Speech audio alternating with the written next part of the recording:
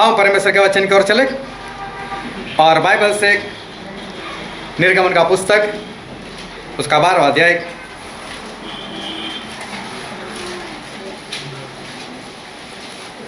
निर्गमन 12 और हम पढ़ेंगे उसके पहले वचन से लेकर उसके 15 वचन तक। निर्गमन 12 1 से 15। फिर यहोवा ने मिस्र देश में मूसा और हारून से कहा, यह महीना तुम लोगों के लिए आरंभ का ठहरे, अर्थात वर्ष का पहला महीना यही ठहरे। इजराइल की सारी मंडली से इस प्रकार कहो, इसी महीने के 10वें दिन को तुम अपने अपने पितरों के घराने के अनुसार घराने के पीछे एक एक मेमना ले रखो, और यदि किसी के घराने में एक मेमने के खाने के लिए मनुष्य कम हो तो वह अपने सबसे निकट रहने वाले पड़ोसी के साथ प्राणियों की गिनती के अनुसार एक मेमना ले रखे, और तुम हर एक के खाने के अनुसार मेमने का हिसाब करना। तुम्हारा मेमना निर्दोष और 1 वर्ष का न हो, और उससे चाहे भेड़ों में से लेना चाहे बकरों में से, और इसी महीने के 14वें दिन तक उसे रख छोड़ना। और उस दिन गोधूली के समय इजराइल की सारी मंडली के लोग उसे बलि करें। तब वे उसके लहू में से कुछ लेकर जिन घरों में मेमने को खाएंगे उनके द्वार के दोनों अलंगों और चौखटों के सिरे पर लगाए, और वे उसके मांस को उसी रात आग में भूनकर अख़मीरी रोटी और कड़वे साग पात के साथ खाए। उसको सिर, पैर और अंतड़ियों समेत आग में भूनकर खाना। कच्चा या जल में कुछ भी पकाकर न खाना, और उसमें से कुछ भी सवेरे तक न रहने देना, और यदि कुछ सवेरे तक रह भी जाए तो उसे आग में जला देना। और उसके खाने की यह विधि है, कमर बांधे, पांव में जूती पहने और हाथ में लाठी लिए हुए उससे फुर्ती से खाना। वह तो यहोवा का पर्व होगा, क्योंकि उस रात को मैं मिस्र के बीच में होकर जाऊंगा, और मिस्र देश के क्या मनुष्य क्या पशु सबके पहलोटों को मारूंगा, और मिस्र के सारे देवताओं को भी मैं दंड दूंगा। मैं यहोवा हूँ। और जिन घरों में तुम रहोगे उन पर वह लहू तुम्हारे लिए चिन्ह ठहरेगा, अर्थात मैं उस लहू को देखकर तुमको छोड़ जाऊंगा। और जब मैं मिस्र देश के लोगों को मारूंगा तब वह विपत्ति तुम पर न पड़ेगी और तुम नष्ट न होंगे, और वह दिन तुमको स्मरण दिलाने वाला ठहरेगा, और तुम उसको यहोवा के लिए पर्व करके मानना। वह दिन तुम्हारे पीढ़ियों में सदा की विधि जानकर पर्व माना जाए। 7 दिन तक अख़मीरी रोटी खाया करना। उसमें से पहले ही दिन अपने अपने घर में से खमीरी हटा देना, वरन जो कोई पहले दिन से लेकर 7वें दिन तक कोई खमीरी वस्तु खाए वह प्राणी इजराइल में से नष्ट किया जाए। परमेश्वर पिता का वचन हमारे बहुत ही आशीषित है, और परमेश्वर पिता का वचन सच्चा है, और बाइबल में लिखा है यदि तू सच्चाई को जानेगा तो सच्चाई तुझे आज़ाद करेगी। सभी लोग अपने मोबाइल पर चेक कर लेना, किसी का मोबाइल चालू हो तो बंद कर देना, और कोई भी मोबाइल को लेकर बाहर ना जाए, क्योंकि हमारे परमेश्वर की आवाज़ वो शुरू हो रही है। और इसलिए सभी लोग बहुत ध्यान से परमेश्वर के वचन को लगातार सुनते रहे, क्योंकि उससे ज़्यादा महत्वपूर्ण और कोई बात है नहीं कि जिसे सुनने के लिए हमें बाहर जाना पड़े। परमेश्वर ने इस्राएल लोगों को टोटल 7 पर्व के बारे में बताया था, और परमेश्वर ने 7 पर्व मनाने को उनको कहा था। उसमें सबसे पहला जो पर्व था ये था जो अभी हमने पढ़ा, फसह का पर्व। ये सबसे पहला था। मिस्र देश के अंदर जब इजराइल के लोग गुलाम बने हुए थे, और 400 साल वो लोग गुलामी में बिता चुके थे, और उनके आज़ाद होने का वक्त आ चुका था, क्योंकि परमेश्वर ने बोला था कि 400 साल तक एक गुलाम बने रहेंगे। और तब परमेश्वर ने मूसा को वहाँ पर भेजे, और मूसा ने वहाँ पर बहुत सारे चमत्कार किए। पहले तो अपनी लाठी डाली, वो सांप बन गई, उसके बाद पानी का लहू बना दिया, उसके बाद मेढक मंगवाए, उसके बाद मक्खी, टिड़िया, अंधकार, ओले, बहुत सारे चमत्कार वहाँ पर हुए, लेकिन इज़राइल लोगों का जो छुटकारा होना चाहिए वो छुटकारा नहीं होता था। हर बार फिरौन एक ही बात बोलता था, इस बार छोड़ दूंगा, इस बार छोड़ दूंगा, लेकिन फिरौन छोड़ता नहीं था।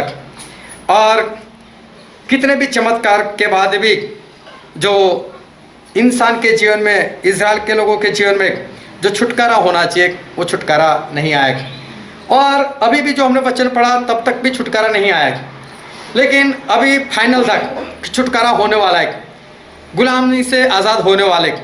और तभी परमेश्वर ने मूसा को बुलाकर ये सारी बातें बताई कि मूसा, ये जो महीना है वो तुम्हारा पहला महीना बन जाएगा। उस वक्त इज़राइल का जो कैलेंडर था उस कैलेंडर में 7वां महीना चल रहा था, और परमेश्वर ने कैलेंडर बदल दिया। बोले सबसे पहले तो ये महीना जो है वो तुम्हारा भी पहला महीना बन जाएगा। फिर बोले इस महीने की 10 तारीख को आपको एक मेमना खरीदना है। मेमना मतलब भेड़ का बच्चा। तो बोले वो तुम्हें खरीदना है, और 10 तारीख को खरीदना है, और 14वीं तारीख को शाम को उसको काटना है, और शाम को उसे खाना है।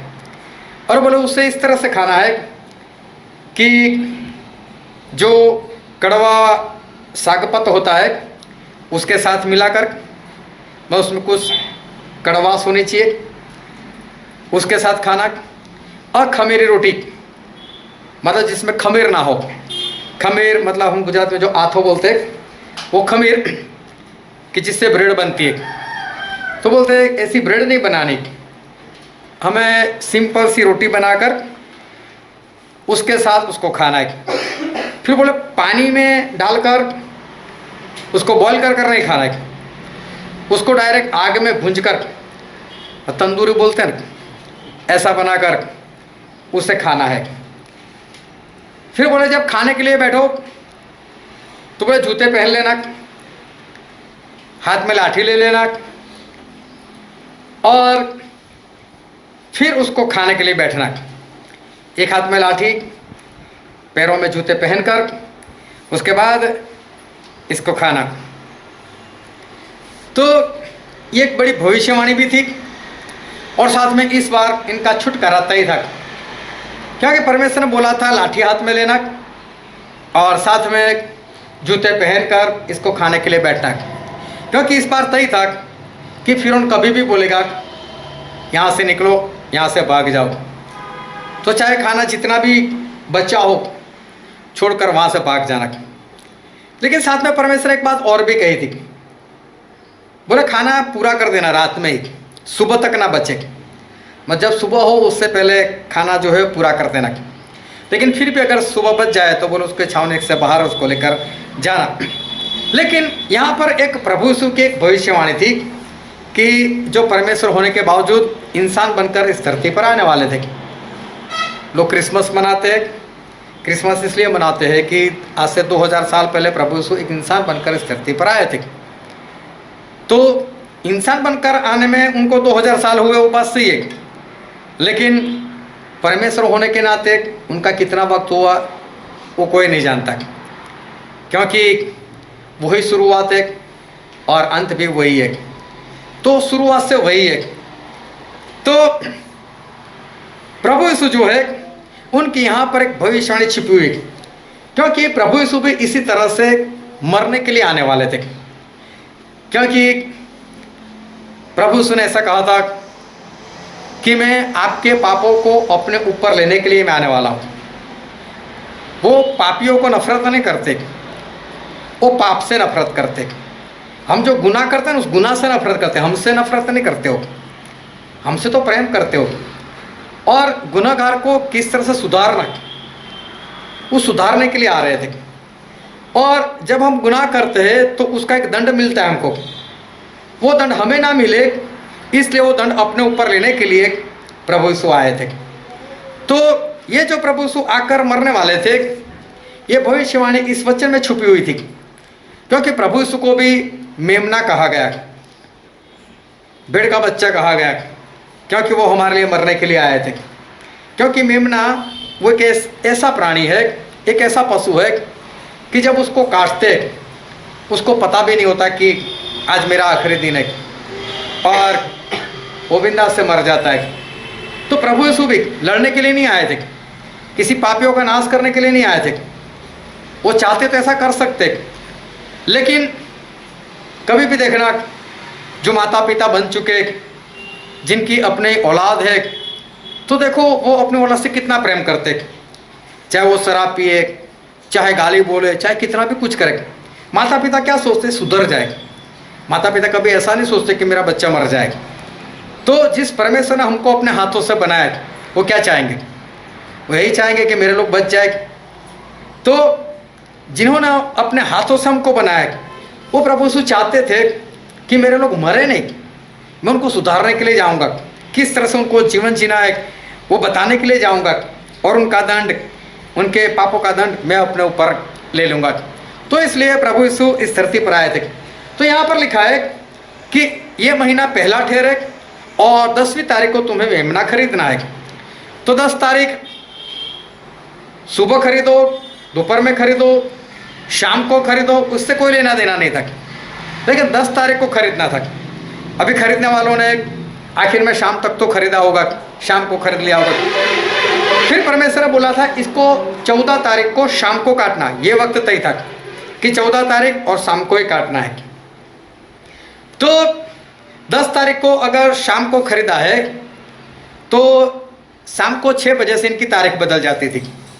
यहूदी कैलेंडर में आज भी ऐसा है, शाम को 6 बजे उनका दिन बदल जाता है।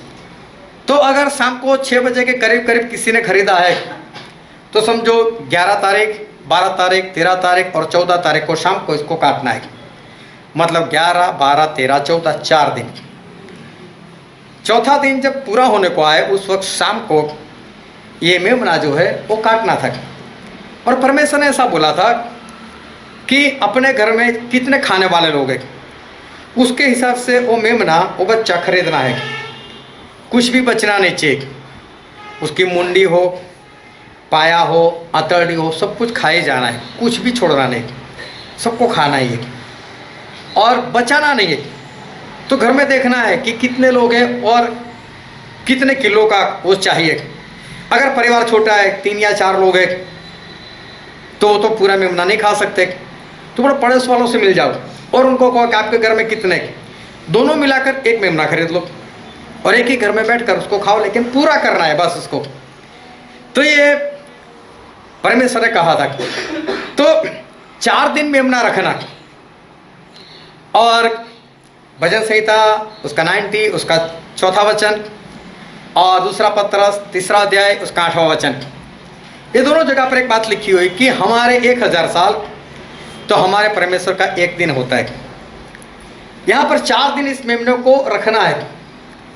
तो पत्रस में ये भी लिखा है कि प्रभु यीशु को पहले से ही इंसान लोगों के लिए मरने के लिए ठहराया हुआ था और प्रभु यीशु मरने के लिए इस धरती के ऊपर 4000 साल के बाद आए, मतलब उनके 4 दिन के बाद आए। तो 4 दिन मेमने को रखना था। तो ये मेमना जो है प्रभु यीशु को दर्शाता है, उसकी तुलना प्रभु यीशु के साथ की गई। 4 दिन के बाद, मतलब परमेश्वर के 4 दिन के बाद, मतलब हमारे 4000 साल के बाद प्रभु यीशु इस धरती पर आए और हमारे वो मर गए।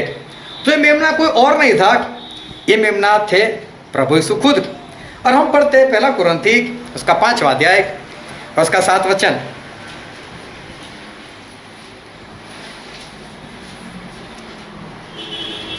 पुराना खमीर निकाल कर अपने आप को शुद्ध करो कि नया गूंदा हुआ आटा बन जाओ, ताकि तुम अखमीरी हो, क्योंकि हमारा भी अखमीरी हो, क्योंकि हमारा भी फसक, हमारा भी हाँ जो मसीह है, हमारा फसक, फसक मतलब जो अभी हमने निर्गमन 12वें अध्याय में पढ़ा, जो पर्व पढ़ा फसक का मेमना, वो प्रभु यीशु है। जो मसीह है, हाँ बलिदान हुआ है। हाँ, यहाँ पर लिखा है फसक का मेमना, वो प्रभु यीशु जो बलिदान हुए। तो यहाँ पर ये बात तय हो गई कि जो निर्गमन 12 में लिखा है कि एक मेमने को काटना, वो प्रभु यीशु खुद थे, वो प्रभु यीशु थे। और प्रभु यीशु हमारे लिए मार दिए जाएंगे, इसकी भविष्यवाणी यहाँ पर सब निर्गमन में की थी। अभी बहुत ध्यान से समझना वचन को। ये मेमना कोई और नहीं है, प्रभु यीशु है। और यूहन्ना उसका 1 अध्याय और उसके पहले और दूसरे वचन में ऐसा लिखा है, आदि में वचन था, वचन परमेश्वर के साथ था और वचन परमेश्वर। तो ये वचन जो है वो तो प्रभु यीशु है। ये प्रभु यीशु के बारे में लिखा, क्योंकि 14वें वचन में लिखा है कि वचन देहधारी हुआ, उन्होंने देह को धारण किया। तो प्रभु यीशु इस धरती के ऊपर देह को धारण करते हुए उनको वचन कहा गया, उनको शब्द कहा गया। और परमेश्वर का वचन मतलब प्रभु यीशु, और परमेश्वर का वचन मतलब ये बाइबल। हालेलुया, बहुत ध्यान समझना। तो ये वचन जो है वो प्रभु यीशु है। प्रभु यीशु वही मेमना है, फसह का मेमना। तो अगर वचन ही प्रभु यीशु ही वो फसह का मेमना, तो फसह का मेमना आज हमारे यही बाइबल है। समझ में आ रहे नहीं? समझ रहे हो सभी? फसह का मेमना वो प्रभु यीशु, और प्रभु यीशु मतलब परमेश्वर का वचन, और परमेश्वर का वचन मतलब बाइबल। तो फसह का मेमना हमारे लिए है बाइबल। और परमेश्वर ने क्या कहा? इस मेमने को खाना है। मतलब इस बाइबल की बात करें, इस बाइबल को क्या करना है? पढ़ना नहीं है, इस बाइबल को खाना है। ये प्रभु यीशु ने क्या कहा कि तुम्हारे पूर्वज लोगों ने जो आसमान से रोटी पड़ी मन्ना उसको खाया, लेकिन खाने के बाद क्या हुआ? मर गए वो। तो जो सही रोटी, सच्ची रोटी आसमान से उतरी वो तो मैं हूं। मुझे सही में खाना है, मेरा लहू सही में पीना है। तो उन्होंने कहा अपना शरीर काट कर दिया, लेकिन वो यही कह रहे हैं कि उनका वचन वो हमें क्या करना है? खाना है। परमेश्वर का वचन हमें खाना है, और परमेश्वर का वचन मतलब ये बाइबल, और बाइबल जो है वो बाइबल हमें खाना है। हालेलुया। अभी बहुत ध्यान समझना, आज बाइबल किस तरह से पढ़ना है और किस तरह से उसको खाना है, वो परमेश्वर आज हमको सिखाने वाले। इस बाइबल को हमें खाना है। किस तरह से खाना है? जो वचन हमने पढ़ा था उसका 8 वचन पढ़ो तो कोई। और वे उसके मांस को उसी रात आग में भूंजकर अखमीरी रोटी और कड़वे सागपात के साथ खाए। यहाँ पर लिखा है अखमीर रोटी के साथ, अखमीरी रोटी के साथ उसको खाए। अभी देखो खमीर जो हम समझ चुके, एक बार फिर से बता देता हूँ कि कई लोग घर में केक बनाते, कई लोग घर में ब्रेड भी बनाते थे। फिर हम गुजराती लोग एक और आइटम बनाते, हांडो है ना।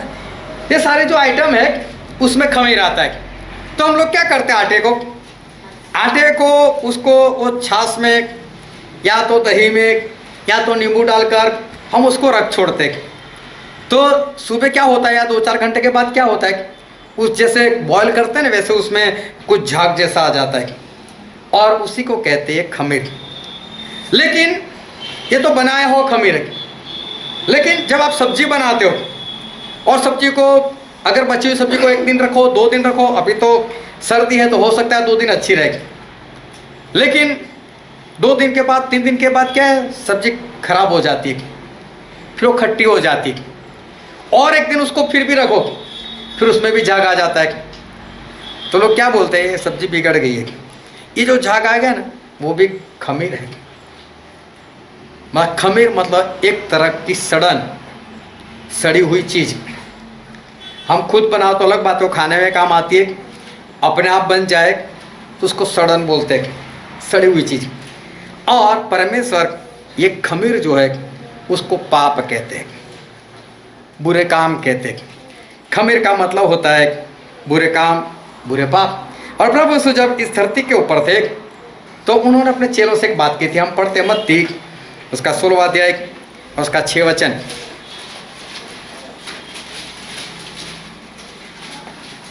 यीशु ने उनसे कहा, देखो फरीसियों और सदूकियों के खमीर से सावधान रहना। देखो फरीसी और सदूकियों के खमीर से सावधान रहना, मतलब उनके पापों से सावधान रहना, उनके खमीर से नहीं। खमीर मतलब पाप। आगे पढ़ोगे तो लिखा भी है, तो लिखा है कि उनके खमीर से मतलब उनके पाप से तुम लोग सावधान रहो। फिर मरकुस में लिखा है, मरकुस उसका 8वां अध्याय उसका 15 वचन।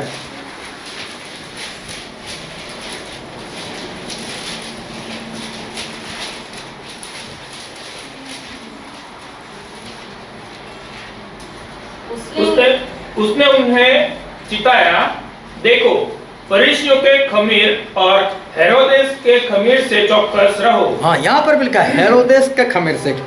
और हेरोदेस का जो पाप था उसके पापों से सावधान रहो, ऐसे काम ऐसे पाप जो है वो मत करना। तो खमीर मतलब पाप। तो परमेश्वर ये कहते हैं कि जब बाइबल खाने के लिए बैठो, बाइबल पढ़ने के लिए बैठो, तो किस तरह से इस मेमने को खाना है। तो बोले सबसे पहले तो खमीर को दूर करो। और जो वचन हमने पढ़ा था निर्गमन 12 उसका 15 वचन पढ़ दो। 7 दिन तक अख़मीरी रोटी खाया करना, उसमें से पहले ही दिन अपने अपने घर में से खमीर हटा देना। हाँ, पहले ही दिन से अपने घर में क्या करना, खमीर को हटा देना, मतलब पाप को निकाल देना। देखो ये बाइबल पढ़ने का तरीका है। बाइबल को किस तरह से पढ़ना है, ये कोई धर्म का पुस्तक नहीं है। पूरे बाइबल में कहीं पर भी देखना, कहीं पर भी ऐसा नहीं लिखा कि क्रिश्चियन लोगों को दिया गया प्रभु यीशु की ओर से धर्म पुस्तक, ऐसा कहीं पर भी नहीं। ये धर्म पुस्तक है ही नहीं। ये परमेश्वर ने इंसानों को दिया है, ये किसी धर्म के लिए है नहीं, ये सभी लोगों के लिए, कोई भी इंसान के लिए, कोई भी देशवासी लोगों के लिए है। और इसीलिए बाइबल पूरी दुनिया में सबसे ज़्यादा बिकता है, क्योंकि इसको पढ़ने वाले सभी लोग हैं। तो परमेश्वर यहाँ पर कहते हैं कि पहले दिन से आप अपने घर में से क्या बाहर करो, खमीर को दूर करो, पाप को दूर करो।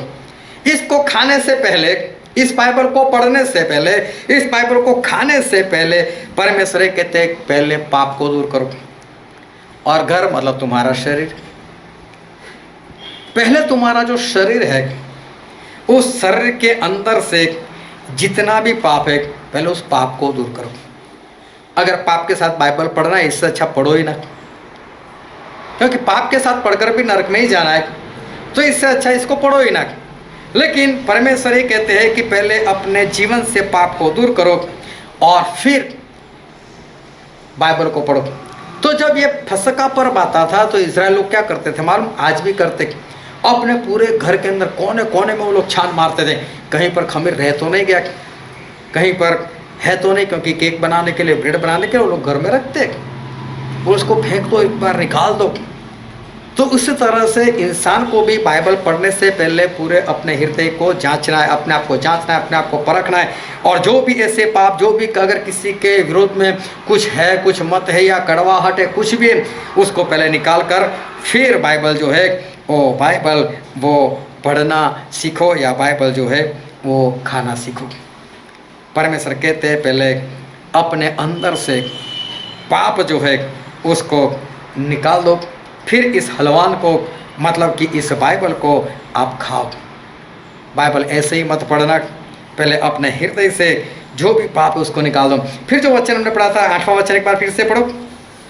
और वे उसके मांस को उसी रात आग में भूंजकर अख़मीरी रोटी और कड़वे सागपात के साथ खाए। दूसरी बात, कड़वे सागपत के साथ। सागपत मतलब जो मेथी आती है, पालक होती है, उसको सागपत बोलते हैं, जो पत्ते वाली सब्जी होती है। तो बोले ऐसी एक कड़वी पत्ते वाली कोई सब्जी होगी, तो परमेश्वर बोलते हैं कि उसके साथ खाओ। अभी देखो, एक तो मीट बहुत बढ़िया बनाया है, तंदूरी कर कर बनाया है, और अभी खाना कैसे, कड़वाहट के साथ, कड़वी भाजी के साथ, कड़वी सब्जी के साथ, सागपत के साथ उसको खाना है ना। तो उसको इस तरह से खाना है कि कड़वे सागपत के साथ उसको खाना है। अभी देखो अच्छा खाना बनाया है और परमेश्वर कहते हैं कड़वे सागपत के साथ। ये कड़वापन क्या है, ये कड़वी जो सब्जी है वो क्या है, परमेश्वर किसकी बात करें। जब इज़राइल लोग मिस्र से आज़ाद हो गए और इनको आज़ादी मिल भी गई, रास्ते में जब ये लोग जा रहे थे तो इनको बार बार मिस्र देश याद आता था। थे वहाँ पर गुलाम, लेकिन फिर भी उनको बार बार उनको मिस्र देश जो था वो याद आता था। आज भी देखना, कई बार जो लोग मसीह में आ चुके, मसीह को जीवन समर्पित कर चुके, उनको आज भी पुराना जीवन जो है वो याद आ जाता है। कई बार ऐसा कुछ लड़ाई झगड़ा हो जाता है या घर में कुछ बोलने वाली बात ऐसी हो जाती है, क्रोध आ जाता है, तब इंसान बोल जाता है ये तो मैं मसीह में आ गया ना इसलिए मतलब दुख हुआ आने का, दुख हो गया, अभी गाली नहीं बोल सकता, अभी क्रोध नहीं कर सकता, अभी झगड़ा नहीं कर सकता, दुख लगता है उसको, कहाँ मैं मसीह में आ गया, ये तो मैं मसीह में आ गया इसलिए मतलब मैं अभी भी करना चाहता हूँ। तो पुरानी बातें जो होती है ना वो लोगों को याद आती है, कहाँ मैं नए जीवन में, दुख लगता है उनको कि जैसे मैंने कुछ गलत कर दिया। और इस्राएल लोगों को भी ऐसा बोल रहे थे। हम पढ़ते हैं गिनती का पुस्तक उसका 11वां अध्याय और उसका 5 वचन।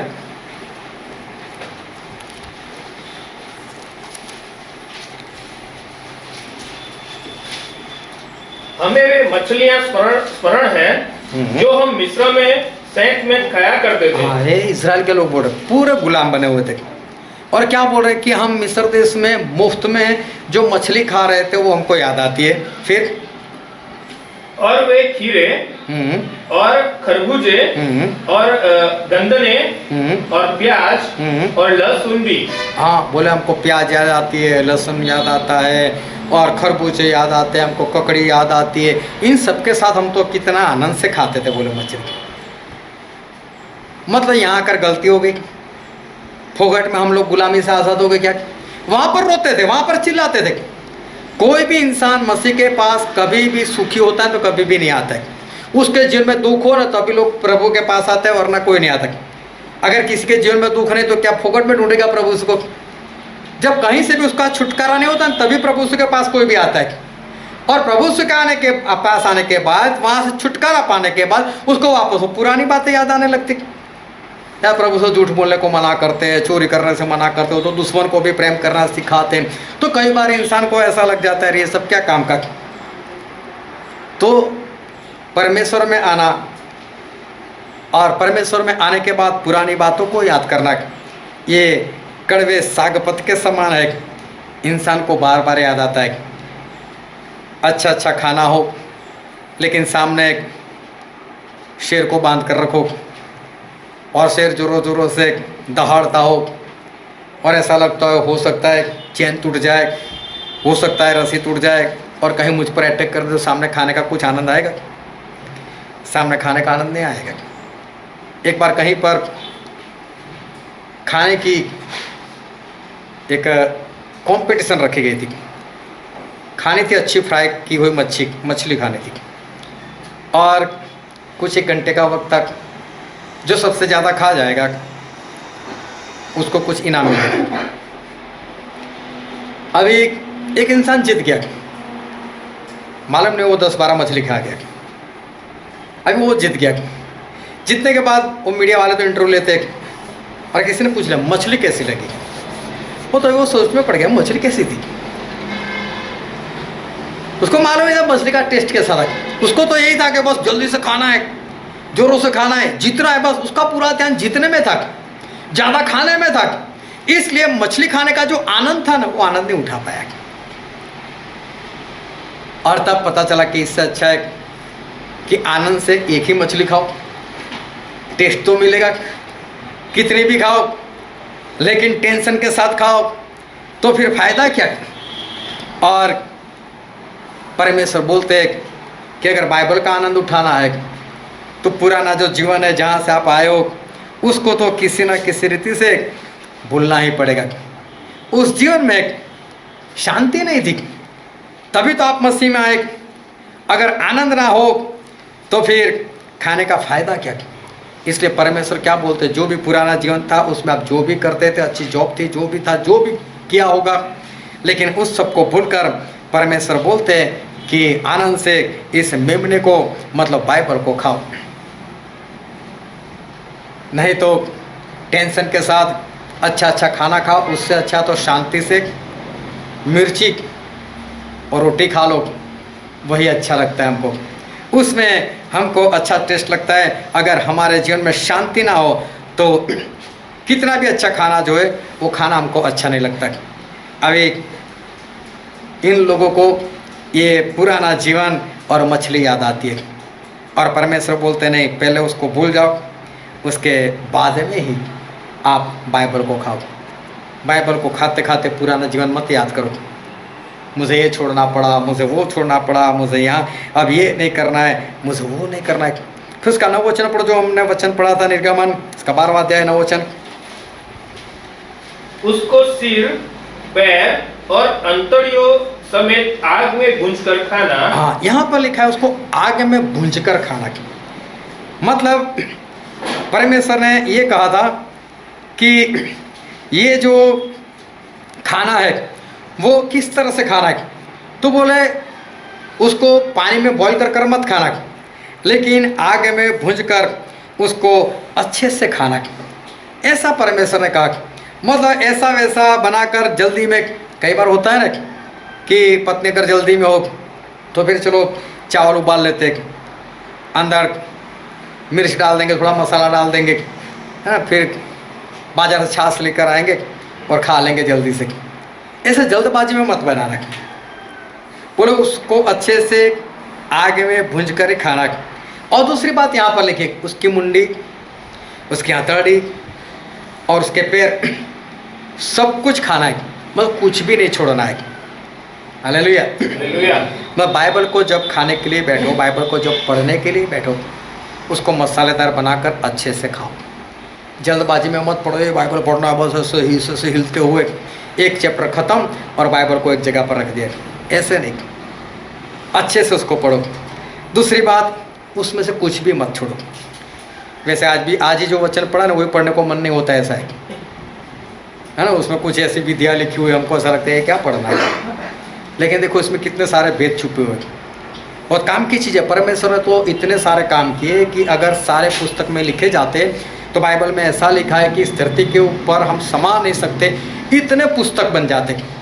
लेकिन परमेश्वर ने सब डिलीट मारते हुए सिर्फ इतना ही पुस्तक हमें दिया है, तो इसमें से कुछ भी ऐसी चीज़ नहीं है जो हम निकाल कर फेंक दें।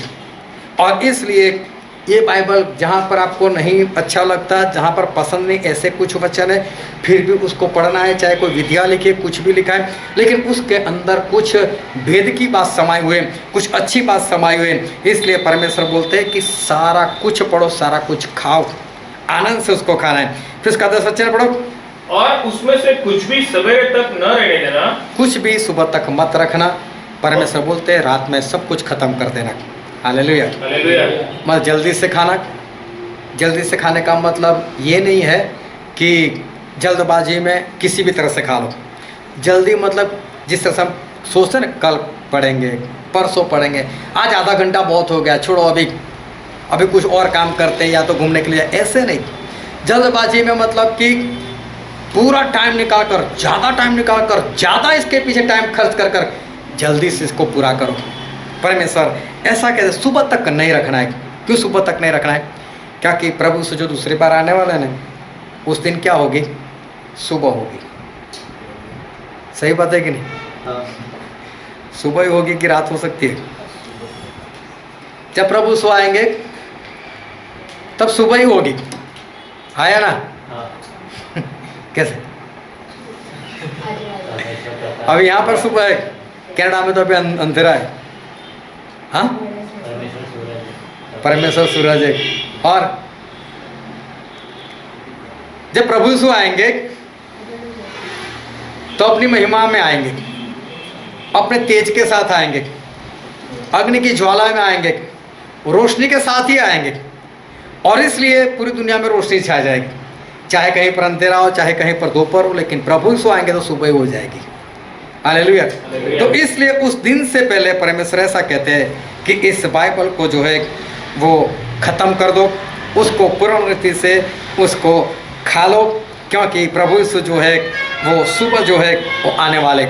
सुबह मतलब परमेश्वर का प्रकाश, और परमेश्वर उस प्रकाश में आएंगे और प्रकाश को लेकर ही आएंगे।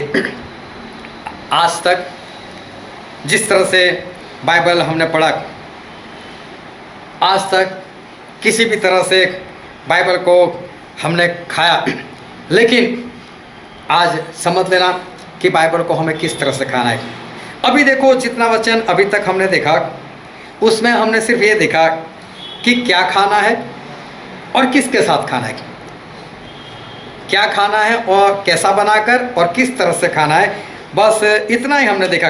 लेकिन और भी बातें जो है उसमें लिखी कि अब किस तरह से खाना, मतलब क्या खाना वो हमने देखा, उसको किस तरह से आग में भूंजकर किसके साथ खाना है वो भी हमने देखा। लेकिन अभी परमेश्वर एक बात और सिखा रहे कि किस तरह से खाना, उसके कानून क्या है, उसकी रीति क्या है। देखो कई बार खाने के लोगों के रीति रस्म होते, नियम होते। अगर कोई बाएं हाथ से खाता है तो लोग बाएं हाथ से खाता है। तुम मुझे बताओ कि किसने ऐसा कानून फरमाया कि दाएं हाथ से ही खाना है। कहीं पर लिखा हुआ है कि दाएं हाथ से ही खाना है, खाओ ना बाएं हाथ से, उसमें क्या है। लेकिन एक कानून बन गया है, बाएं हाथ से कोई बाएं हाथ से खाता है। तो फिर कई लोग तो ऐसा भी करते हैं, रोटी को एक हाथ से ही तोड़ना है, दो हाथों से नहीं। ये अच्छी बात नहीं। कई लोग ऐसे एक हाथ से तोड़ते, ये कानून है उनका। फिर कई लोग खाते ना तो ऐसे नहीं वाला बनाते, फिर जब खाते हैं तो ये उंगली ऐसे कर देते। तो कई लोग डांटते, उंगली सीधी रख, उंगली सीधी रख, अच्छी बात है नहीं है।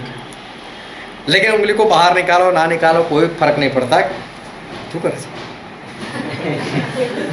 तो ये भी कानून है कि लोग ऐसा मानते हैं कि इस तरह से नहीं खाना चाहिए, बाएं हाथ से नहीं खाना चाहिए, उंगली बाहर निकाल कर नहीं खानी चाहिए, रोटी को दो हाथ से नहीं तोड़नी चाहिए। ऐसा कई लोग मानते हैं। मैं नहीं मानता, जिसको जिस तरह से खाना वो खा सकते हैं। लेकिन ये जैसे कानून है वैसे ही परमेश्वर का भी कानून है कि बाइबल को हमें किस तरह से पढ़ना है। और जो वचन हमने पढ़ा था निर्गमन 12 उसका 11 वचन पढ़ दो। और उसके खाने की यह विधि है, हाँ, कमर बांधे। हाँ, सबसे पहले परमेश्वर ऐसा कहते हैं कि कमर को बांध कर। अभी कमर को बांधना मतलब बेल्ट पहनकर। हालेलुया। परमेश्वर बोलते हैं कि बेल्ट पहनकर ये खाना जो है वो खाने के लिए बैठो, मतलब बाइबल पढ़ने के लिए जो बैठो तब कैसे बैठो कि बेल्ट बांध कर। अभी देखो बेल्ट क्या है, तो इफिसी में लिखा है, इफिसी उसका 6 अध्याय उसका 14 वचन।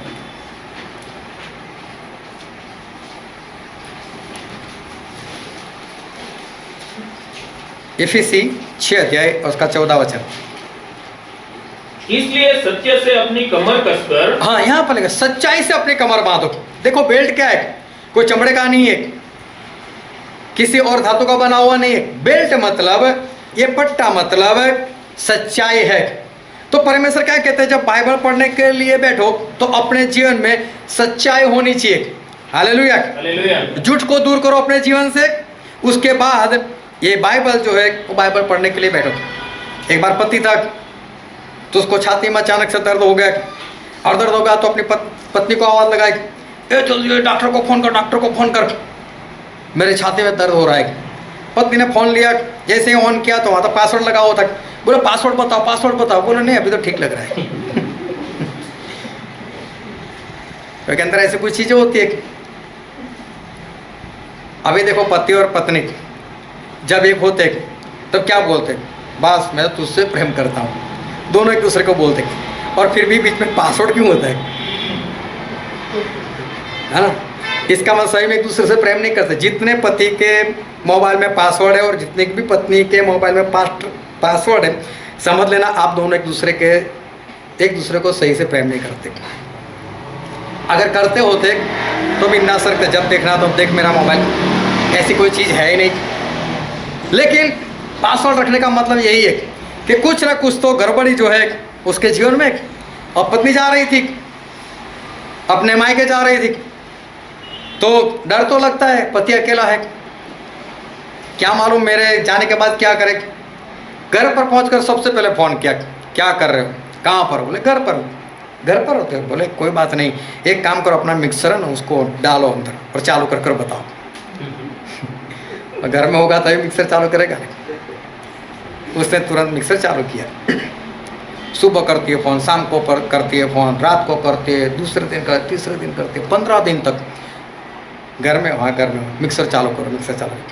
15 दिन के बाद घर पर पहुंची तो छोटा लड़का घर में था, पति दिखाई नहीं दिया। बोले बेटा पापा। बोलो तो कहाँ 15 दिन से घर में आए, वो तो मिक्सर लेकर गए बेटे कहा है नहीं।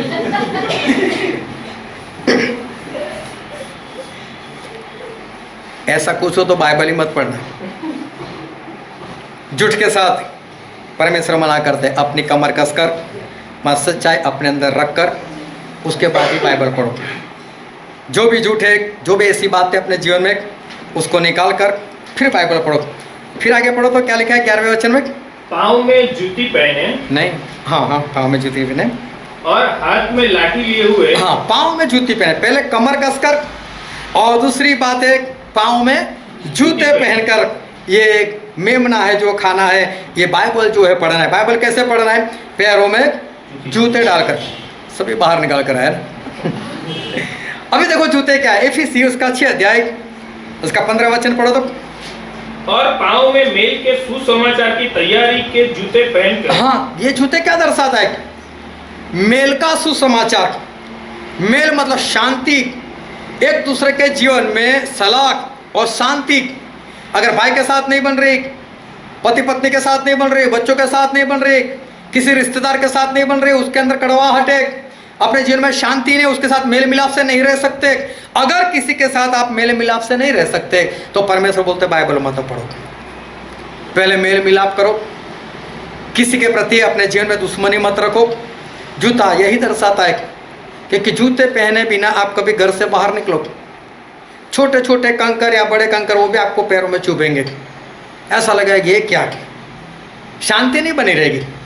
तो परमेश्वर बोलता है पहले एक दूसरे के साथ सलाह कर लो, मेल मिलाप कर लो। किसी के भी साथ अगर कुछ भी आपके जीवन में ऐसा कुछ है तो उसको पहले दूर करो, फिर बाइबल पढ़ो। और मत्ती में भी ऐसा लिखा है, हम पढ़ते हैं मत्ती उसका 5वां अध्याय उसका 23 और 24 वचन।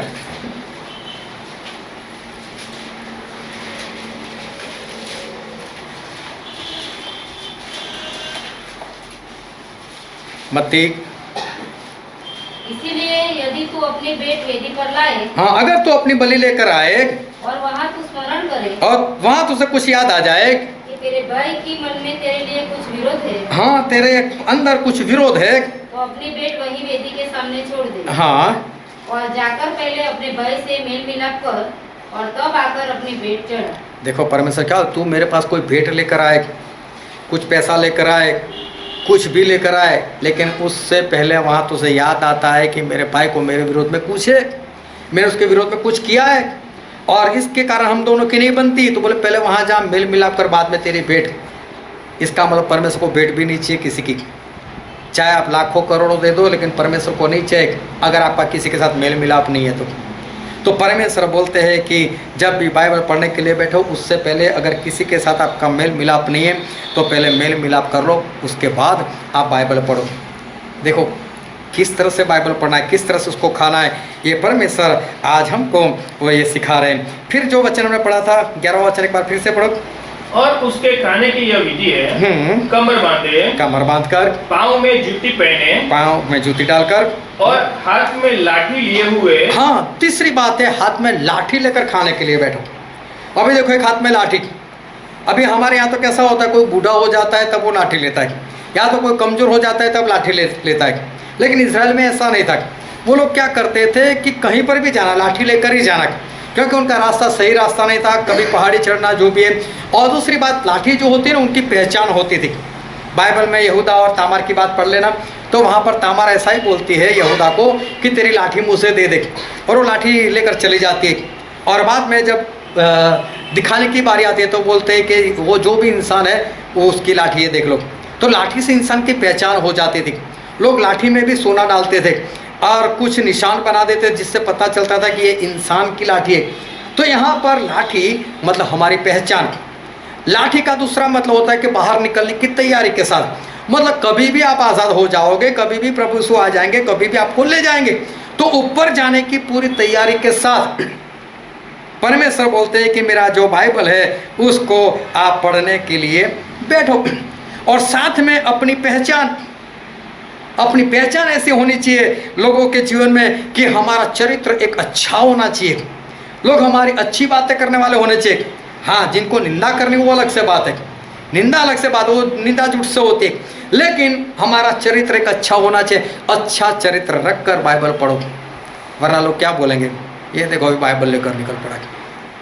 चरित्र हमारा अच्छा होना चाहिए और फिर बाइबल जो है वो बाइबल हमें पढ़ना है। एक बार फिर से बता देता हूँ कि बाइबल जो है वो किसी धर्म का पुस्तक नहीं है, ये हम मसीह लोगों को दिया हुआ पुस्तक नहीं है, ये परमेश्वर ने हम इंसानों को दिया हुआ ये पुस्तक है। ये परमेश्वर की बनाई हुई एक रोटी है, ये खुद प्रभु यीशु है, इसको हमें खाना है और परमेश्वर ने इससे हमें खाने के लिए दिया है। और प्रभु ने भी कहा कि ये रोटी जो है वो सही में खानी है, मेरा मांस जो है सही में खाना है, मेरा लहू जो है वो सही में वो पीना है। अभी बहुत ध्यान समझना कि अभी 2021 चल रही है और उसके एंड में हम लोग आ चुके हैं और अंतिम दिनों भी आज 12 तारीख हो गई। अभी मेरे ख्याल से बस 19 दिन बाकी रह गए और 2021 जो चली जाएगी हमारे जीवन से और फिर कभी नहीं आएगी। फिर एक नया साल आ जाएगा 2022। आज जो आप यहाँ पर बैठे हो ये दिन भी चला जाएगा और ये दिन कभी भी आपके जीवन में नहीं आएगा। तो परमेश्वर जो है वो परमेश्वर हमारे जीवन में काम करे, लेकिन अभी जो वक्त चल रहा है, अभी जो दिन चल रहे, अभी इस धरती के ऊपर जो हम देखते हैं कि कैसी कैसी घटनाएं जो है वो आज हो रही है। और देखो कैसी घटनाएं आज पृथ्वी पर हो रही है। आज तरह तरह की बीमारियां जो है वो बीमारियां फैल चुकी है। कोरोना नाम की बीमारी ने तो बाकी सारी बीमारियां जो है उसको भुला दिया। और इस कोरोना से, ये कोरोना आज तक तकरीबन पूरे विश्व में अगर देखो तो तकरीबन 27 करोड़ से ज़्यादा लोगों को कोरोना हो चुका है। 27 करोड़ से ज़्यादा लोगों को, और 58 लाख से ज़्यादा लोग जो है वो इस कोरोना से मर चुके। और अभी भी कोरोना रुका नहीं, नाम बदल कर फिर आ गया, डेल्टा बनकर आ गया, फिर नाम बदल कर आ गया डेल्टा प्लस। अभी और उसने नाम बदला है और नाम रखा है उसने ओमिक्रॉन। हालेलुया। बहुत ध्यान समझना, ऐसे दिनों में हम जीवन जी रहे हैं। अभी घर से बाहर निकलो, जिंदा निकलो, और वापस हम आएंगे, जिंदा बनकर आएंगे, डेड बॉडी बनकर आएंगे, कुछ पता नहीं। जब दूसरी लहर चल रही थी हमारे यहाँ, बहुत लोग मर गए। तकरीबन सभी के घर में नहीं तो उनके करीबी रिश्तेदारों में कोई ना कोई तो मरा है और बहुत सारी जान जो है चली गई।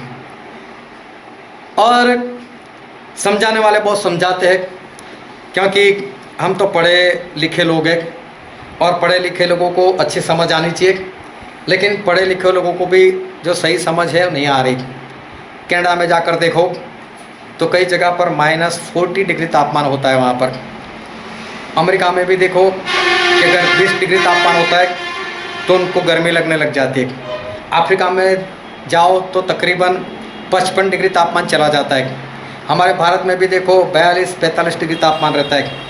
और भारत के ही अगर पंजाब में जाओ, पंजाब की बात मैं इसलिए करता हूँ कि मैं वहाँ बार बार जाता हूँ, वहाँ की ठंड मैंने देखी है। लेकिन अभी यहाँ पर मैं सिर्फ शर्ट पहनकर अभी मैं प्रचार कर रहा हूँ, वहाँ पर होता तो मुझे जैकेट पहनकर प्रचार करना पड़ता है, इतनी ठंडी वहाँ पर है। तो वहाँ पर मैं जाता हूँ तो चलो मैं तो बार बार जाता हूँ, लेकिन मेरा परिवार एक ही बार ठंड में आया, उसके बाद बोला ठंड में हमको आना ही नहीं, बहुत ज़्यादा ठंड। 24 घंटे बोले कैप पहन कर रखो, स्वेटर पहन कर रखो, शॉर्ट डाल कर रखो। मतलब हम सेट नहीं हो सकते, वो ठंडी में सेट नहीं हो सकते, क्योंकि हम गुजरात में रहने वाले। तो अगर कनाडा में चले गए -40 डिग्री में तो क्या करेंगे? वहाँ पर तो बर्फ ही बन जाएंगे, सब कुछ खत्म ही हो जाएगा। कैसे हम लोग रह पाएंगे? अगर अफ्रीका में चले गए 55 डिग्री तापमान में तो हम पूरे झुलस जाएंगे। लेकिन ये कोरोना वायरस देखो सभी जगह पर सेट होता है ना। अभी ये बात पढ़े लिखे सोचते ही नहीं है।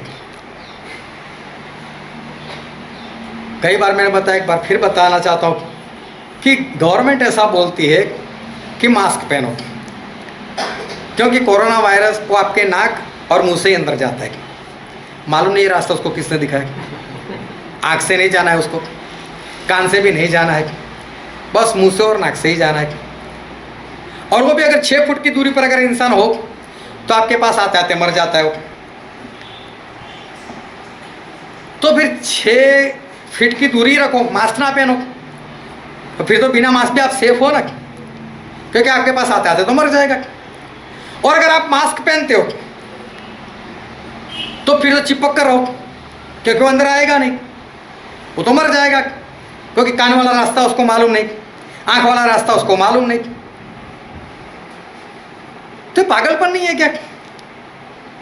इतनी समझ हमें नहीं आती कि ये सरकार हमें बेवकूफ़ बना रही है। कभी भी मैं बार बार बोलता हूँ, इसको यूट्यूब पर सर्च करो या गूगल पर सर्च करो कि कोरोना एक इवेंट है। महाराष्ट्र का एक डॉक्टर है विलास जगदाल, उन्होंने उनकी वेबसाइट से ऊपर पूरी प्रिंट आउट निकाल कर उन्होंने बताया है कि ये जो इवेंट है उसको इवेंट बनाने की शुरुआत जो है वो 2017 में हुई थी। हमारी गवर्नमेंट ने, भारत की गवर्नमेंट में कोरोना टेस्टिंग की किट 2017 में खरीदी हुई है, जब कोरोना नाम की कोई चीज़ ही नहीं थी, तब से खरीदा। इसका मतलब क्या? उसके बाद 2019 में पहला केस दिखाई दिया और बोले चीन के वुहान की लेबोरेटरी से ये कोरोना वायरस बाहर निकला। उसके 1 साल के बाद WHO वाले वहाँ जाते, छानबीन करते, बोले यहाँ पर कोरोना बना ही नहीं। तो फिर दुनिया में आया कहाँ से फैला? ये है क्या? उसकी कोई दवाई नहीं, लेकिन वैक्सीन बन गई। अगर आज तक 27 करोड़ लोगों को ये कोरोना हो चुका है, तो इसका मतलब इसकी 27 करोड़ से ज़्यादा वैक्सीन नहीं बन सकती, क्योंकि वैक्सीन बनाने के लिए जिंदा वायरस चाहिए। तो 100 करोड़ को लोगों को तो भारत में दे दी बोलते हैं, जबकि 42 करोड़ तो सिर्फ बच्चे हैं जिनको अभी तक नहीं दी। तो ये गिनती कहाँ से आई? 130 करोड़ की हमारी बस्ती है, उसमें से 42 करोड़ तो बच्चे हैं, तो 100 करोड़ किसको दे दी? और लोग किसी को फोन करते पहले तो डरते हैं, इतने लोगों ले ली, मैं भी ले लेता हूँ। और अभी बोलते हैं 2 वैक्सीन लेने के बाद भी आप सेफ नहीं हो ओमिक्रॉन से। फिर भी अभी भी वो 2 वैक्सीन तो लेनी है, फिर भी सेफ नहीं, फिर भी लेनी है, नहीं तो नौकरी नहीं करोगे, कारोबार नहीं कर सकते। अरे कुछ तो अक्ल लगाओ। किस सरकार हमें बेवकूफ़ बना रही, कुछ कर रही है हमारे विरोध में। ये डीपॉपुलाइजेशन मतलब कि बस्ती को ख़त्म करने का तरीका है। जब चुनाव आता है तब कोरोना नहीं फैलता, दिवाली आती है तो कोरोना नहीं फैलता, तब कुछ नहीं होता, उसके बाद फैलता है। चलो फैलता तो है, अचानक से लोगों को सर्दी खांसी तो होती है, लोग जाते तो है अस्पताल में, फिर उनका रिपोर्ट पॉजिटिव आता है, लेकिन वहाँ पर गए कब बुखार आया, सर्दी हो गई, खांसी हो गई, तो अचानक से सभी लोगों को साथ में क्यों होने लगती है? कुछ न कुछ तो आपके पानी के अंदर मिलावट कर कर ऊपर से आता है। मेरे पास कोई सबूत नहीं, लेकिन मुझे पक्का लगता है जब इनको फैलाना तभी फैलता है, जब इनको कम करना तो कम भी हो जाता है। और 2025 तारीख मुझे बराबर याद नहीं, लेकिन ये विलास जगदाल जो डॉक्टर हैं उन्होंने उसकी तारीख भी बताई, ये तारीख को ये इवेंट ये लोग बंद करने वाले हैं। अभी जो लोग इसको लेना नहीं चाहते, वैक्सीन लेना नहीं चाहता, उनके पास नौकरी नहीं रहेगी, कल उठकर हो सकता है लोग खुदकुशी कर ले, हो सकता है किसी के पास इलाज का पैसा ना रहे वो खुदकुशी कर ले। इंसान ऐसे ही मरते जाएंगे। और ये सब कुछ प्री प्लान जो है वो चल रहा है। आज तक 58 लाख से ज़्यादा पूरी धरती के ऊपर लोग मर चुके। आज भी लोग डरे हुए, आज भी लोगों को इस बात से डर लगता है। लेकिन ये सारा वचन जो हमने पढ़ा, बाइबल को किस तरह से खाना है और किस तरह से हमें उसको अंदर उतारना है, और परमेश्वर ने ये सारी बातें हमें क्यों बताई, यही आज हम जो है वो सीखना चाहते हैं। और अभी न्यू वर्ल्ड ऑर्डर, उसकी बातें भी सिर्फ मसीह लोग नहीं, लेकिन जो मसीह को नहीं मानते उन लोगों को भी पता चल गई कि न्यू वर्ल्ड ऑर्डर मतलब एक नई वैश्विक व्यवस्था जो है वो आकार ले रही है। और उसमें ऐसा है कि एक इंसान पूरी धरती के ऊपर राज करेगा, और इल्यूमिनाती नाम की एक संस्था है और सीक्रेट सोसाइटी नाम की एक और संस्था है। ये दोनों शैतान की पूजा करने वाले लोग हैं। ये सब लोग इसमें बहुत जो धनवान इंसान है, जो बड़े बड़े फिल्म स्टार, हॉलीवुड के फिल्म स्टार हैं, ऐसे लोग उसमें मेंबर बने हुए। बड़े बड़े नेता लोग जो अरबपति है, ऐसे लोग उसमें मेंबर बने हुए। ये सभी का प्लान है, और पूरे वर्ल्ड में एक ही वैश्विक व्यवस्था, न्यू वर्ल्ड ऑर्डर ये लोग लाने की तैयारी में है।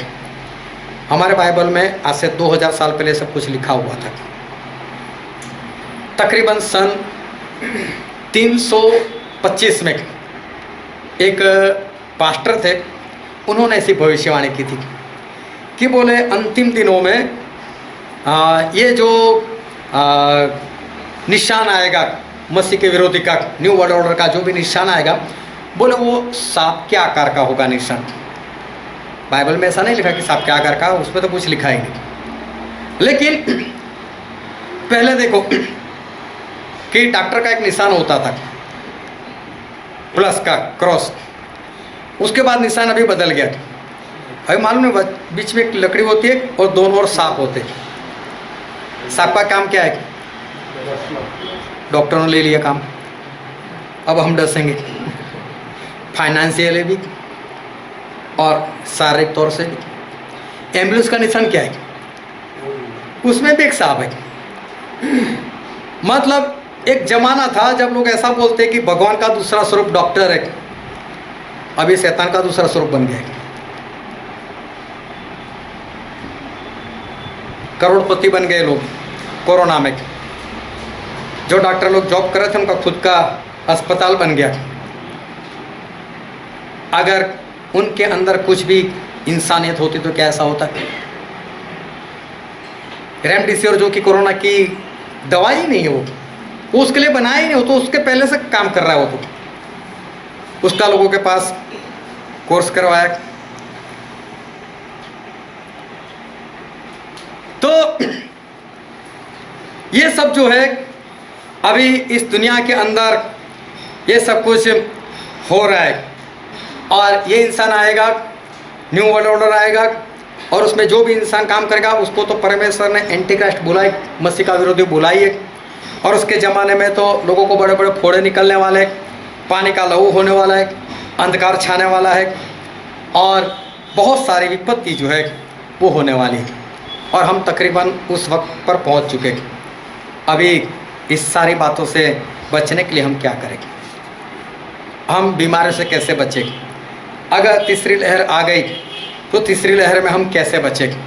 किस तरह से हमको बचना है? अगर आज का वचन आप समझ जाओगे ना तो तीसरी लहर नहीं, चाहे कितनी भी लहर आए, आपको कुछ कभी भी नहीं होगा। चाहे कितनी भी लहर वालों के बीच में से आप जाओगे, उनके साथ रहोगे, बिना मास्क रहोगे, बिना वैक्सीन रहोगे, आपको कुछ भी नहीं होगा। अगर आज ये बात हो जो है परमेश्वर में जो बताना चाहते हैं वो अगर सीख जाओगे तो किस तरह से बाइबल को खाना है और किस रीति से खाना है वो हमने सीख लिया। लेकिन क्यों बाइबल को इस तरह से खाना है? क्यों बाइबल को खाना है, पढ़ना नहीं? क्यों खाना है? क्यों हमारे हृदय से कड़वाहट है उसको निकाल कर खाना है? क्यों पुराने जीवन को निकाल कर हमें इसको खाना है? क्यों दूसरे के साथ मेल मिलाप कर कर हमें इसको खाना है? क्यों हमें हाथ में लाठी लेकर हमारा चरित्र अच्छा रखकर बाहर निकलने की तैयारी के साथ इसको खाना है? क्यों सुबह तक इसमें से कुछ भी बाकी नहीं रखना है? क्यों इसको जल्दी जल्दी से मतलब कि टाइम निकाल कर ज़्यादा पढ़कर इसको ख़त्म करना है? इसका कारण क्या है? क्यों परमेश्वर सारी बातें जो है वो हमें सिखाते? क्योंकि जिस वक्त परमेश्वर ने इस्राएल लोगों को ये कहा था कि आप लोगों को घर बंद कर कर अपने घर में बैठकर ये काम करना है, इस मेमने को काट कर खाना है, तो उस वक्त उस दिन कुछ होने वाला था। और उस वक्त ऐसी घटना होने वाली थी कि शैतान जो है पूरा मिस्र देश के अंदर घूमने वाला था, और पूरे मिस्र देश के अंदर जितने भी पहलौठे मतलब जो भी नर बच्चा पहले पैदा हुआ था, जिसकी जो भी माँ थी, जिसका पहला बच्चा हुआ था, लड़का हुआ था, उसको मारने के लिए वो निकलने वाला था। और सभी घर में उसको जाना था, सभी घर में जो भी पहलौठा था, पहला जो पैदा होने वाला था, उसको मारने के लिए वो निकलने वाला था। लेकिन शैतान चाहे कुछ भी करे, लेकिन उसके ऊपर एक सुप्रीम पावर है, और वो है हमारे परमेश्वर, वो है हमारा प्रभु यीशु। तो प्रभु यीशु ने बोला मैं भी साथ में निकलूंगा। लेकिन मैं बोलता हूँ इतना करो, आप घर में बैठकर इस तरह से इसको खाओ, इस तरह से इसको खाओ। और परमेश्वर कहते हैं, जो वचन हमने पढ़ा था उसका 13वां वचन पढ़ो तो, और जिन घरों में तुम रहोगे, जिन घर में तुम रहोगे उन पर वह लहू तुम्हारे लिए चिन्ह ठहरेगा। हाँ, अर्थात मैं उस लहू को देखकर तुमको छोड़ जाऊंगा, हाँ, और जब मैं मिस्र देश के लोगों को मारूंगा, तब वह विपत्ति तुम पर न पड़ेगी। वह विपत्ति तुम पर न पड़ेगी, वो मरी तुम्हारे घर में नहीं आएगी, वो विनाशक, वो मारने वाला तुम्हारे घर में प्रवेश नहीं करेगा। कब? जब आप घर में खाते होंगे तो। Hallelujah, hallelujah. किस तरह से खाना है? मेल मिलाप के साथ, जूते पहनकर। शांति आपके जीवन में होनी चाहिए, मेल मिलाप सभी के साथ होना चाहिए। अपने भाई के साथ सुलह करके बाद में इस बाइबल को पढ़ो, अपने चरित्र को शुद्ध करो, मतलब अपने आप को पूरा शुद्ध करते हुए उसके बाद अगर बाइबल खाने के लिए बैठोगे तो परमेश्वर ने कहा था कि 10वीं तारीख को इसको खरीदना, 14वीं तारीख शाम को इसको काटना और इसका लहू जो है बाहर दरवाजे के ऊपर लगाना। और उस वक्त ऐसे दरवाजे नहीं थे, डबल दरवाजे होते थे, इस तरह से उसको बंद किया जाता था। और परमेश्वर ने कहा था कि उस दरवाजे की दोनों चौखट के ऊपर मतलब कि इधर लहू लगाओ और फिर इधर भी लहू लगाओ, और बोले ऊपर उसके ऊपर वाले जगह पर यहाँ ऊपर भी लहू लगाओ, और फिर ऐसा हाथ अपना नीचे करो तो क्रूस का निशान बनता था। इधर लहू लगाया, इधर लहू लगाया, ऊपर लहू लगाया, और हाथ हम ऊपर करके तो नहीं चलने वाले, हाथ तो हम नीचा करेंगे। लहू का निशान बनना था, क्रूस का निशान बनना था। और बोले जहाँ पर ये निशान होगा, प्रभु यीशु का लहू जहाँ पर होगा, जिस शरीर के ऊपर प्रभु यीशु का लहू होगा, उसको शैतान कुछ नहीं कर पाएगा। और इसलिए अगर इस तीसरी लहर से बचना है, अगर न्यू वर्ल्ड ऑर्डर उससे हमें बचना है, उस मसीह के विरोधी से बचना है, तो बाइबल को जल्दी से पूरा करो, मेल मिलाप के साथ पूरा करो, बाहर निकलने की तैयारी के साथ उसको पूरा करो, उसको अच्छे से खाओ, उसको बॉयल किया हुआ मत खाओ, अच्छे से आग में भूंजकर अच्छा बना कर उसको खाओ, टेस्टी बनाकर खाओ, मुंडी भी मत छोड़ना, आंतड़ी भी मत छोड़ना, सब कुछ बाइबल में जितना भी लिखा है उस सभी को खा लो। क्योंकि न्यू वर्ल्ड ऑर्डर जो आने वाला है उसका जो सबसे पहला एजेंडा है वो ये है कि इस धरती की बस्ती सिर्फ 50 करोड़ कर दी जाएगी, सिर्फ 50 करोड़। अभी सोचो 50 करोड़ में कितने लोगों को मारना पड़ेगा। सिर्फ भारत में 50 करोड़ अगर रखने हो तो अभी 80 करोड़ को मारना पड़ेगा। अभी 80 करोड़ में हमारा नंबर नहीं, कैसे बोल सकते। लेकिन अगर ये लोग किसी भी तरह से मारना चाहे, किसी भी बीमारी से मारना चाहे, लेकिन परमेश्वर बोलते तुम्हारे घर में ये बीमारी नहीं आ सकती। अगर आपका सभी जगह पर मेल मिलाप है, अच्छी तरह से रहते हो तो। इनका एजेंडा है कि डिजिटल करेंसी, और डिजिटल करेंसी का मतलब होता है कि आपके हाथ में कैश जो है वो कैश नहीं रहेगा, नकद नहीं रहेगा। अगर आप कहीं पर गए 1 रुपये की चॉकलेट खरीदनी है, चलो रुपया दे दो चॉकलेट खरीदो, ऐसा नहीं होगा। अगर सोचो कि डिजिटल करेंसी, आप कितने लोग हो यहाँ पर और कितने लोग हैं जो डिजिटल करेंसी का इस्तेमाल करते, मतलब अपने एंड्रॉयड मोबाइल से आप डायरेक्ट पेमेंट, ऑनलाइन पेमेंट करते, कितने लोग हैं? बाकी आधा लोग तो अभी करते नहीं है। कई लोगों के पास एंड्रॉयड मोबाइल, लेकिन कई लोगों को या तो ये पसंद नहीं है या तो कई लोगों को डर लगता है कि डिजिटल पेमेंट कैसे नहीं करना है, चलो कहीं मेरा पैसा बैंक से चला गया। कई लोगों को डर है और कई लोग ये नहीं कर सकते, इनको आता नहीं है। अगर ये लोग डिजिटल करेंसी करना चाहेंगे तो ऐसे लोगों को तो मारना ही पड़ेगा जो नहीं कर सकते, जिनको आता नहीं है, क्योंकि 100% उनको तो ये करना है। तो क्या करेंगे फिर? ऐसे लोग नहीं चाहिए।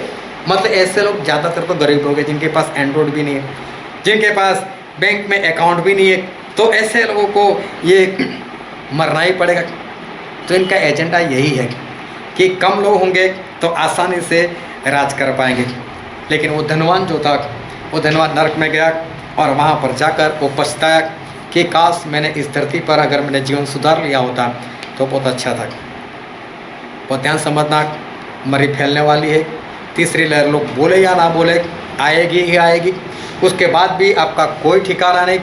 ओमिक्रॉन के बाद भी ये मत समझो कि कहानी रुक जाएगी, ये कहानी रुकने वाली नहीं है। ये कुछ न कुछ बस इनका षड्यंत्र है, ये कुछ न कुछ करते रहेंगे और ऐसा होता ही रहेगा। स्वीडन जो एक देश है, वहाँ पर वो सबसे एडवांस चलता है। और बाइबल में लिखा है कि 666 666 के निशान जो है वो आएगा। और ये जो स्वीडन है उससे सबसे पहले 666 अपने मोल में शुरू कर दिया था। वहाँ पर अगर आपको जाना है तो पहले 666 का एक कार्ड बनवाना पड़ता है। उसका अंक तो ज़्यादा होता है लेकिन शुरुआत 666 से होते हैं। वहाँ पर कोई भी अगर आप व्हीकल हो तो उसका रजिस्ट्रेशन नंबर उसमें भी शुरुआत में 666 तो वो रहता है। और आज स्वीडन ने हाथों में चिप लगाना भी शुरू कर दिया। वहाँ पर चिप लगाना शुरू हो गया है। जो बाइबल में लिखा है कि दाहिने हाथ में आपको निशान देंगे, तो दाहिने हाथ में इस जगह पर उन लोगों ने चिप लगाना शुरू कर दिया। और वो चिप ऐसा कहती है, जो ये लोग बूस्टर डोज की बात कर रहे हैं कि 2 वैक्सीन के बाद भी आप सेफ नहीं हो, तो आपके दिमाग में ये डाल देंगे कि आप कितनी भी वैक्सीन हो सेफ नहीं होंगे। सेफ होना है तो बूस्टर डोज हो। बूस्टर डोज में ये लोग आपके अंदर एक सॉफ्टवेयर डाल देंगे, और सॉफ्टवेयर जब भी नई बीमारी आई तो आपको बोलेंगे सॉफ्टवेयर अपडेट कर दो। और वो शुरू हो चुका स्वीडन के अंदर, और वहाँ पर चिप लगाना शुरू हुआ। कई लोगों ने चिप लगा दिए, और ऐसा कहते हैं कि जब भी उसके अंदर कोई बीमारी आएगी तो वो चिप डायरेक्ट वहाँ की जो भी हेल्थ ऑर्गेनाइजेशन होगा, जो भी हेल्थ को लेकर जो भी संस्था होगी, उसको डायरेक्ट कांटेक्ट कर लेगी चिप अपने आप कि भाई साहब को अभी ये बीमार लगे, यहाँ से उठाकर उसको अस्पताल में ले जाओ, और उसको वहाँ पर जाकर डाल देंगे। वो चिप बता देगी कि इसके अंदर कोई बीमारी आ चुकी है। और लोग इसलिए खुश हैं कि हमारे तो आने से पहले ही पता चल गया, हम तो बच जाएंगे, हमको दवाई मिल जाएंगी। लेकिन बाइबल से स्पष्ट है कि सभी लोग स्वर्ग में नहीं जाएंगे। और इसलिए मैं बोलता हूँ कि अगर बचना है तो मेमने को खाना सीखो, बाइबल को खाना सीखो, अपने आप को सुधार लो, जो भी ऐसी बातें उसको जीवन से निकाल दो। और एक होना बहुत ज़रूरी है, और एकता में एक होना उसको प्राप्त कर लो, सीखो उसको अंदर। और सिर्फ सुनते ना रहो, लेकिन उसको कुछ अपने दिमाग के अंदर लाकर ऐसे काम करो ताकि बचाया जाओ। आओ हम सभी अपनी आंखों को बंद करते, हमारे मस्तकों को प्रभु से आगे झुकाते हैं। जो राजाओं के राजा है, जो प्रभुओं के प्रभु है, जो हमारे बीच में है।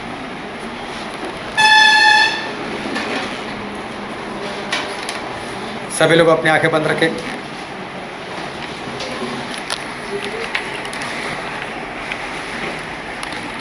और कोई इधर उधर ना देखे।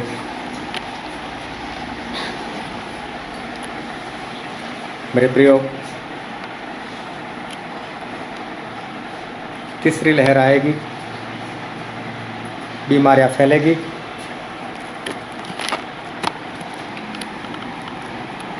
और उसके बाद भी मालूम नहीं क्या क्या होता रहेगा। लेकिन अंत तक बचना चाहते हो, स्वर्ग में जाना चाहते हो, सारी बीमारियों से बचना चाहते हो,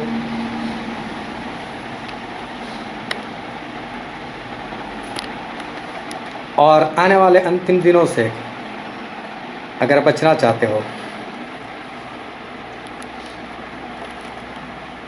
तो बाइबल को शुद्ध होकर पढ़ो, अपने दिल दिमाग में उतार दो, पूर्ण रीति से अपने आप को तैयार कर दो,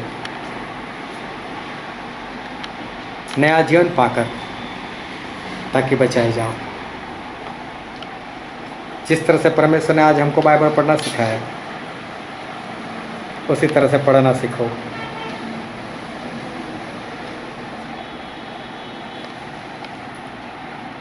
सभी के साथ मेल करते हुए अपने जीवन से कड़वाहट निकाल कर, जल्दी से समय निकाल कर, ज़्यादा वक्त निकाल कर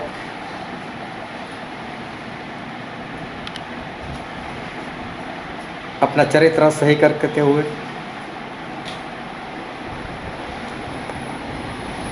बाइबल को खाओ ताकि बचाए जाओ।